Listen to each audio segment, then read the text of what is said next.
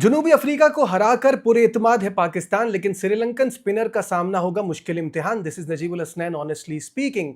अगर आप मुझसे पूछें तो मैं ऑनेस्टली ये कहूंगा कि ये श्रीलंकन टीम जनूबी अफ्रीका से ज्यादा थ्रेट कॉज कर सकती है। अब आप कहेंगे वो कैसे? इसकी कुछ खास वजूहत हैं।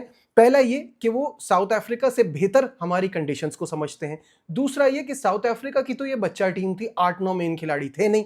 श्रीलंका अपनी पूरी टीम के साथ फुल स्ट्रेंथ के साथ आ रहा है।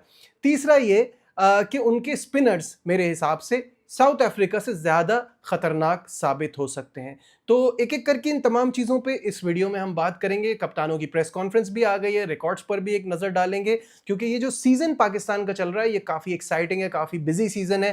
पहले जनूबी अफ्रीका का ये पूरा टूर था, अब श्रीलंका से वनडे सीरीज़ है, फिर उसको फ़ौरन बाद ट्राई सीरीज़ है। तो क्रिकेट जो है वो पाकिस्तान में बहुत ज़्यादा हो रही है और इसका हमें फ़ायदा उठाना चाहिए, अपनी तैयारी बेहतर करनी चाहिए। क्या वो हम कर पाएंगे या नहीं, इस पे अभी भी एक सवालिया निशान है। खैर, सबसे पहले हम रीसेंट रिकॉर्ड्स की बात कर लेते हैं।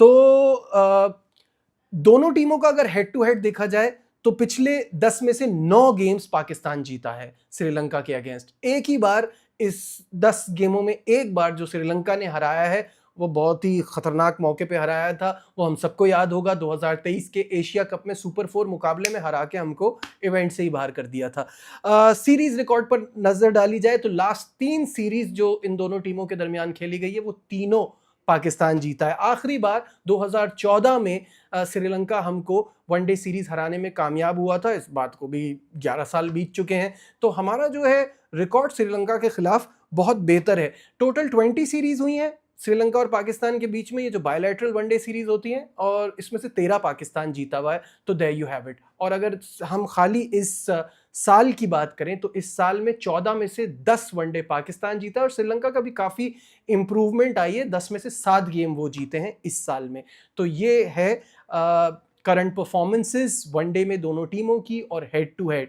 अब हम थोड़ी सी बात कर लेते हैं स्पिनर्स के हवाले से। जो मैं आपसे बात कर रहा था कि श्रीलंका के स्पिनर्स जो हैं वो काफ़ी ख़तरनाक हैं। तो चाहे वो तिक्षाना हो या वो हसरंगा हो, वो दोनों थ्रेट साबित हो सकते हैं पाकिस्तान में। और अगर पाकिस्तान में जिस तरह से तीसरे वनडे में अगेंस्ट साउथ अफ्रीका जो पिच बनाई थी, अगर इस तरह की पिच श्रीलंका को मिल गई तो वो ये मौका अपने हाथ से जाने नहीं देंगे। वो हमें बहुत तंग करेंगे, बहुत परेशान करेंगे। This is what I feel. आप क्या सोचते हैं? क्या उनके स्पिनर्स जो हैं वो हमें इस तरह से तंग कर सकते हैं?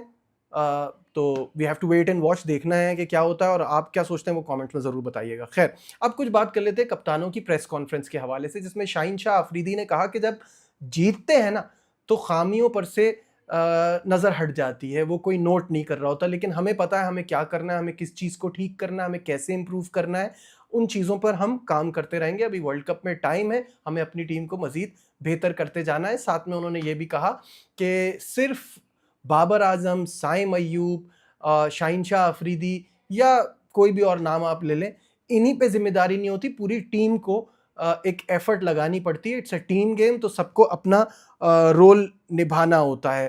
साथ में उन्होंने रिजवान के हवाले से कहा कि 2023 से रिजवान टीम के लिए सबसे ज़्यादा रन बना रहे हैं। हसन नवाज से मुताल्लिक उन्होंने ये कहा कि ये अच्छी बात है, हसन नवाज हमारे प्लान का हिस्सा है, लेकिन वो जाएं अपने डोमेस्टिक खेलें और अपने क्रिकेट में और बेहतरी लाएं, अपनी बैटिंग को निखारें और फिर वापस टीम में जगह बना लें। साथ उन्होंने कप्तानी के हवाले से बात की। वो जो रिजवान बात करते हैं कि रिजवान से मुशावरत के बाद ही कप्तानी ली है और इस टीम में 11 के 11 कप्तान हैं, कोई एक कप्तान नहीं है। ये सारी बात उन्होंने कही। श्रीलंकन कप्तान असलंका से बात हुई तो उनका ये कहना था कि पाकिस्तान एक टफ अपोनेंट है, उनको यहाँ हराना बड़ा मुश्किल है, लेकिन हम भी तैयारी के साथ आए हैं। उन्होंने जनूबी अफ्रीका के खिलाफ सीरीज़ बहुत अच्छी खेली है, तो वो ऑब्वियसली हमें भी अच्छी टफ क्रिकेट खेलनी होगी।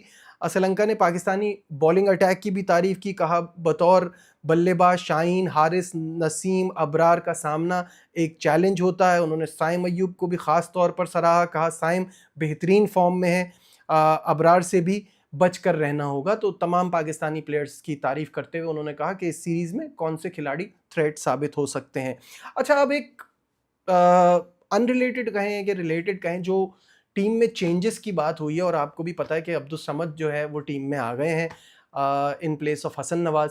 और बोर्ड T20 की बात कर रहा हूँ। तो आपको अगर याद हो तो कुछ अरसे पहले सलमान अली आगा ने, एक तो हमारे यहाँ सारी बातों के चैंपियन है ना, बोलने से पहले सोचते नहीं है, तो उन्होंने जो एक बार जोश में आके ये बात कह दी थी कि एज अ कैप्टन अगर मेरे रहते हुए साइम अयूब, हसन नवाज और मोहम्मद हारिस स्टार नहीं बने तो मैं समझूंगा मैं एज अ कैप्टन फेल हो गया। तो भाई साइम अयूब तो आपके आने से पहले ही अपने आप को, अपना टैलेंट शो कर चुके थे ऑस्ट्रेलिया और साउथ अफ्रीका के खिलाफ जो सीरीज थी उसमें।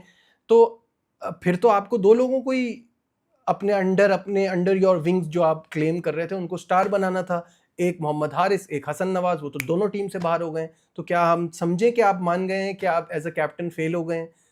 एक तो बातों के इतने चैंपियन है ना हमारे यहाँ कि बोलने से पहले सोचते नहीं है और कोई पूछने वाला भी नहीं है। तो मैच कोई भी हमें हरा दे, बातों में हमसे कोई नहीं जीत सकता, ये तो साबित हो गया है। खैर एनी हाउ, इम्पॉर्टेंट सीरीज है, पाकिस्तान के लिए बड़ा अच्छा मौका है कि यहाँ भी जीते। जीत बहुत ज़रूरी होती है, no matter what you say, no matter who the opposition is. अगर आप जीतते हैं तो आपका कॉन्फिडेंस बढ़ता है, आपके खेल में निखार आता है। तो जीतना ज़रूरी है। होपफुली पाकिस्तान अच्छा करे। तो कल बहुत ही ज़बरदस्त मुकाबला होगा, मैच के बाद आपसे फिर बात होगी। देखते रहिए नजीबुल हसनैन ऑनेस्टली स्पीकिंग।